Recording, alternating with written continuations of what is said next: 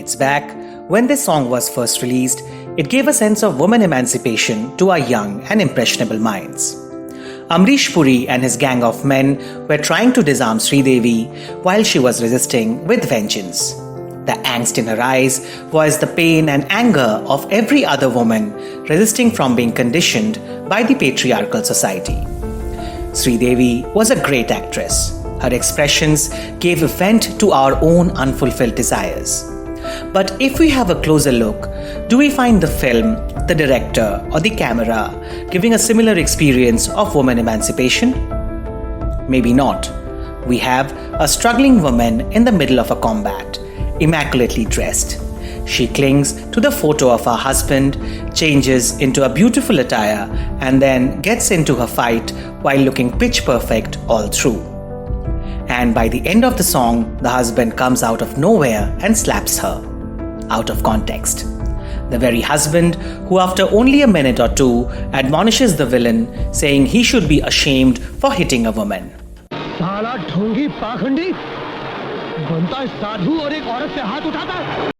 It is bonkers.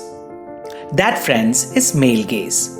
A perspective of a typical heterosexual male represented by the audience, or rather the intended audience of a film, characterized by a tendency of placing the female characters for the pleasure, conditioning, rescuing or redemption of the males. And it is most important to understand this dominant male gaze and its underlying politics to appreciate and realize the female gaze when positioned against it. We wish to discuss both of them today in this special video on female gaze in Indian and world cinema on the eve of International Women's Day. So let's begin.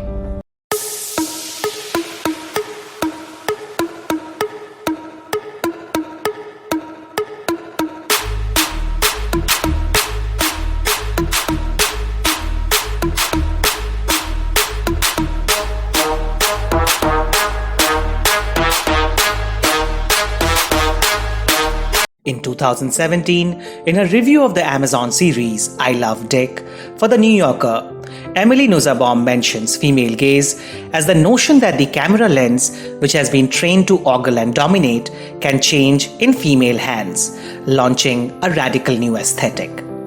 So does that mean any movie coming from a female director, cinematographer or scriptwriter champions the female gaze? Absolutely not.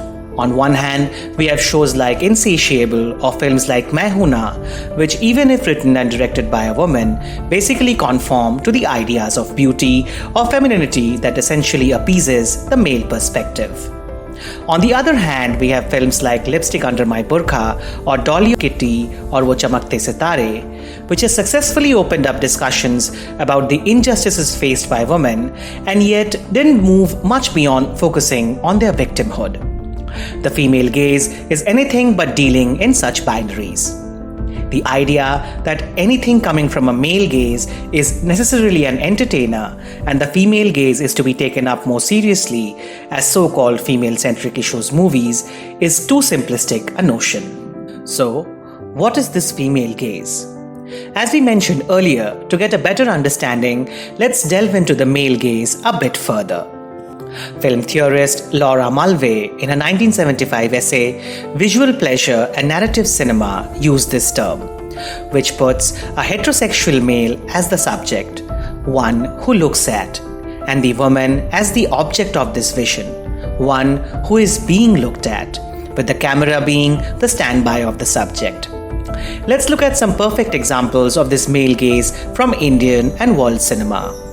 The classic example of gaze of the male characters is when the supposedly drab-looking geeky heroine suddenly does glamorous makeover, which makes our hero realize how beautiful she is, which he missed to notice this far.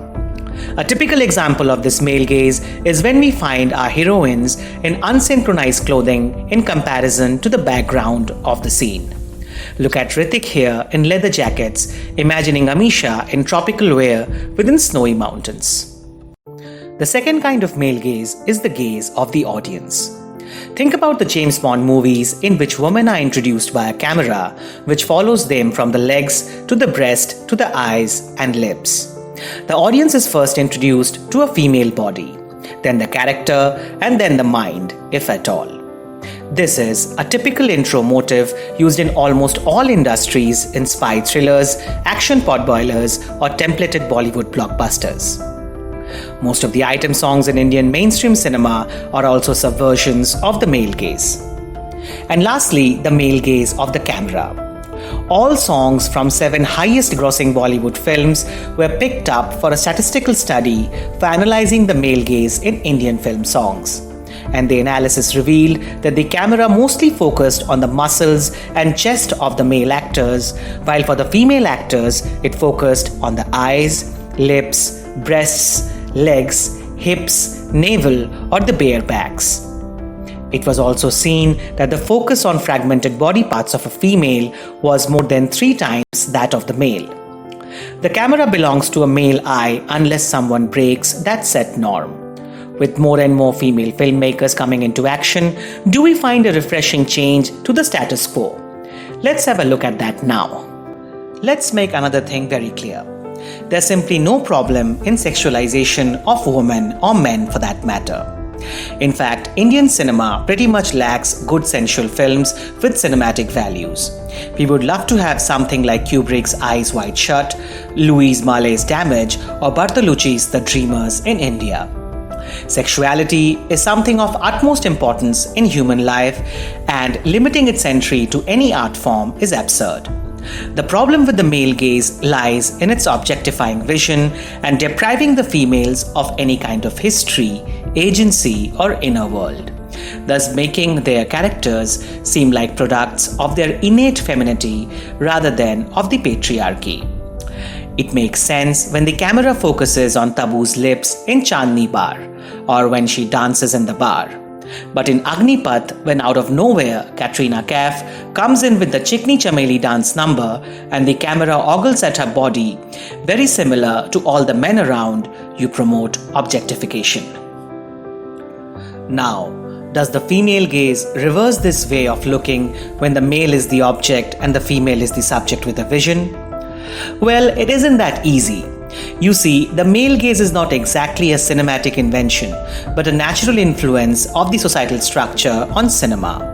Objectifying men neither has the power nor the menace of the male gaze, and thus such male representation without agency hardly exists. Say for instance the way the camera captures the body of Hrithik Roshan and Tiger Shroff in Siddharth Anand's War, or the bare-bodied Brad Pitt on the terrace in Tarantino's Once Upon a Time in Hollywood. These are images which everyone can enjoy, as these are the characters of the overall narrative and not mere additions to enhance the glamour quotient. Ranbir Kapoor's towel drop song in Sawariya or John Abraham's six-pack abs shown in multiple films might be problematic, but the overall menace is still minimal. And of course, most of these films are still coming from male filmmakers. Instead, the female gaze is a more established phenomena when a female mind behind camera or script intervenes with the cliched tropes of male gaze and rejects the objectifying vision in all forms. Let's look at a few examples now. Sai Paranjape, one of the earliest and strongest female directors of our country, very cleverly uses the cliched male gaze tropes in the overall narrative of Chashme Baddoor. Look at the opening credits of the film and how Sai subverts the male gaze into the narrative statements. Remember the first scene when the camera zooms on 3 male friends sitting in a room full of posters of female body. The 1981 original was a fantastic study of nuanced female gaze.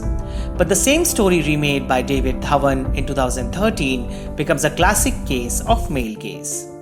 In Razi, Alia Bhatt plays a secret agent spying on a Pakistani family. The idea of female spies who are typically put as sexually attractive women charming the opponents with their beauty takes a commendable blow in this Meghna Gulzar directorial. The camera follows her movements and expressions and not her body. And when we find moments of vulnerability captured, like when she cries in the bathroom, having murdered for the first time. In English Winglish, directed by Gauri Shinde, we see Sridevi fighting a very different kind of battle than what we saw in Nagin. She learns to respect herself above everything and mentions that in a speech on her niece's wedding. She also skips her last language class to make laddus for a wedding. Possibly, if it were directed by a man, the wedding speech could have been a lot of gyan, and the subtle nuances like missing the class for helping at home would probably be missing. In Anjali Menon's Bangalore days, we find a very de-glamorized yet beautiful Parvati as the face behind the throbbing radio voice which wakes up the whole city. She is also shown to have a physical disability, but that does not deter Dulkar's character in pursuing her. When Sudha Kongara directs Sorarai Potturu, a story that could have been a typical mass hero vehicle, it gets an extremely strong female act, magnificently performed by Aparna Balamurali. Aparna shines in all her scenes and becomes a co-subject of the film. Juhi Chaturvedi writes her female characters so beautifully that you feel like having known each of them in real life. Be Deepika as Piku or Srishti as Guddu, Yami Gautam as Ashima or Dolly Olia as her mother-in-law, or Gitanjali Rao as Shivli's mother in October. Juhi's characters breaks all the tropes of mother, sister, daughter, mother-in-law templates of Indian cinema. In Sir, Rohena Gera writes and directs Ratna, played by the fabulous Tilottama Shom, so beautifully that you laugh and cry with the character. A story of love across socio-economic barriers, which could have easily become a tale of mansplaining and rescue, turns into an amazing romance between equally strong individuals with beautiful minds. And Reema Das, in both her films Village Rockstars and Bulbul Can Sing, weaves such delicate tales of dreams, adolescence, innocence and emancipation that your habitual male gaze for Indian films gets shaken at its core. Hollywood has come up with very interesting instances of female gaze lately. Greta Gerwig, with her 2 directorial features, has been amazing in that respect. In Lady Bird, Greta puts on the perspective of a young woman in senior high school, trying to inhabit full personhood. Deviating from the Hollywood's cliched stories of young women being validated in love, Greta tells the coming-of-age story of a girl. In Little Woman, Gerwig modernizes Louisa May Alcott's timeless story in unexpected ways, illuminating its proto-feminist perspectives of women's rights to self-actualization beyond marriage. In Hustlers, Lawrence Scafaria narrates a tale of strippers but never does the camera get guilty of male appeasement. Instead of putting the con job of the stripper gang as the centerpiece of the film, Lorraine develops the narrative around friendship between 2 lead heroines, thus turning the film into an entertaining and authentic homage to female power. Emerald Fennell's Promising Young Woman is perhaps one of the most provocative studies of the female gaze in recent times. A wildly stylized girl-powered revenge flick which hits patriarchy hard on its head.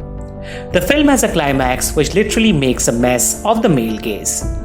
Kathy Yan, in her Harley Quinn depiction in Birds of Prey, deviates from the male-appeasing, overly sexualized costumes and close camera angles that director James Gunn used on Margot Robbie in The Suicide Squad, thus making the film look more grounded. In Birds of Prey, it feels that Harley herself has chosen the clothes she is wearing, whereas in Suicide Squad, they not only seem questionable but also out of trend. A discussion about female gaze perhaps could not end without a discussion about Phoebe Waller-Bridge. Phoebe Waller-Bridge and her writing has popularized female gaze, normalizing feminist storytelling in a way that doesn't alienate male viewers. Her male characters are no way demeaned and are every bit relatable as those in male-oriented shows. The only difference is that they take a backseat the way female characters have done for decades. The characters of Eve, Villanelle, or Fleabag don't stay safe behind stoves, desks, or strollers, but instead live dangerously flawed and complex lives which feels relatable to the last penny. Their femininity is highlighted by their intellectual merits, ambitious pursuits, and frightening ability to compartmentalize.